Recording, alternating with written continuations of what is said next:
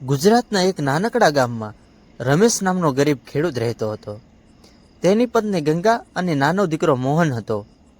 રમેશ પાસે થોડી જમીન હતી, પરંતુ તે હંમેશા મહેનત કરીને પરિવારનું ગુજરાન ચલાવતો. એક વર્ષે ગામમાં વરસાદ ઓછો પડ્યો. ખેતરમાં પાક સુકાઈ જવા લાગ્યો. ગામના ઘણા ખેડૂતો ચિંતામાં પડી ગયા. કેટલાક લોકોએ ગામ છોડવાનું નક્કી કર્યું. રમેશે હિંમત ના હારી. તેણે પોતાના ખેતરના એક ખૂણામાં નાની કૂવાની જગ્યા ખોદવાનું શરૂ કર્યું. ગામના લોકો તેને જોઈને હસવા લાગ્યા. એક ગામવાળો બોલ્યો, રમેશ, અહીં પાણી ક્યાંથી મળશે? તું ખાલી મહેનત કરી રહ્યો છે. રમેશે હસીને કહ્યું, મહેનત ક્યારેય વ્યર્થ જતી નથી. રમેશ રોજ સવારે વહેલો ઉઠતો અને ખાડો ખોદતો. તેની પત્ની ગંગા પણ તેની સાથે કામ કરતી.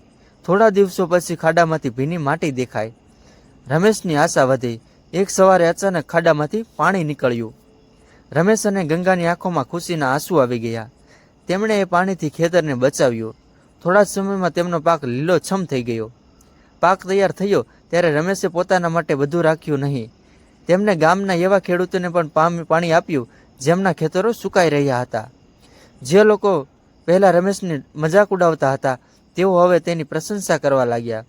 ગામના વડીલે કહ્યું, રમેશ, તારી પાસે પૈસા ઓછા હશે, પરંતુ તારી હિંમત અને મહેનત સૌથી મોટી સંપત્તિ છે. રમેશ હસીને બોલ્યો, સાચું સુખ પોતાની મહેનતથી મળે અને બીજાના દુઃખમાં કામ આવે ત્યારે મળે. શીખ, મુશ્કેલી આવે ત્યારે હિંમત ન હારવી. સતત મહેનત અને વિશ્વાસ રાખશો તો રસ્તો જરૂર મળે છે. જો વિડીયો ગમ્યો હોય તો મારી ચેનલને લાઈક કરો, શેર કરો અને સબસ્ક્રાઈબ કરવાનું ભૂલશો નહીં.